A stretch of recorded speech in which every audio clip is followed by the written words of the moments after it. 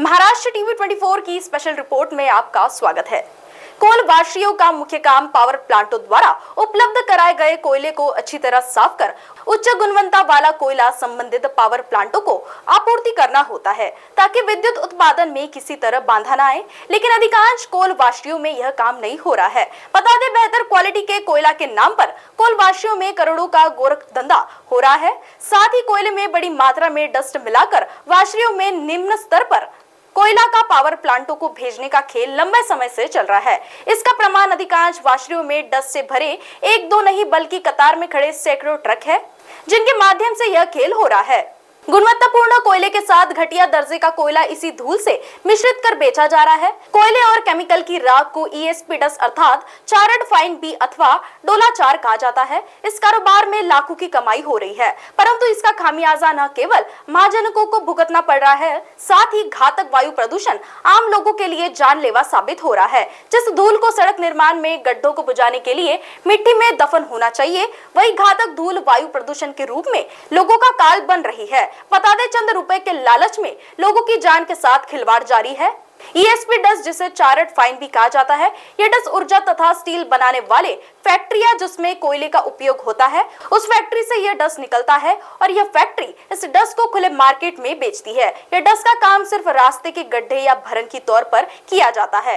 इसके अलावा प्रदूषण विभाग इससे किसी और जगह उपयोग लाने की अनुमति नहीं देती, क्योंकि यह काफी घातक भी होता है। परंतु चंद्रपुर में इसका मिलावट के लिए इस्तेमाल होता है। मिली जानकारी के मुताबिक यह डस्ट चंद्रपुर जिले के काफी फैक्ट्रियों से निकलता है। एमआईडीसी में स्थित चमन, गोपानी, ग्रेस, घुगनुस और सुराजागढ़ में लॉयस और मूल में जीआर ग्रेटा जैसी कंपनी इस डस्ट को चंद बेचौलियों के माध्यम से बेचती है और यह बेचौलिए फैक्ट्री में कम दाम में खरीदकर दूसरे रास्ते में वाशरियों को बेचते हैं और वाशरी संचालक इसे कोयले में मिलाकर महाजनकों को चूना लगाते हैं। कोल वाशरी एजेंसी के आंखों में धूल झोंककर सारे काम को सरेआम अंजाम दे रही है। जानकारी के अनुसार अधिकांश कोल वाशरी वाले 20% कोयले को रिजेक्ट का बिल लगाकर साथ ही बड़ी मात्रा में मंगवाए गए डस्ट को रखने के लिए वाशरी के अंदर कुछ वाशरी वाले तालाब खुदवा कर रखे हैं और उसी तालाब में सैकड़ों ट्रक डस्ट डंप करवा कर रखते हैं। देश में एक तरफ जहां कोयले का संकट है और सिर्फ पावर प्लांटों को ही कोयले की आपूर्ति हो रही है, इसका फायदा वाशरी वाले भरपूर उठा रहे हैं और डस्ट मिला कोयला पावर सेक्टर को भेज रही है।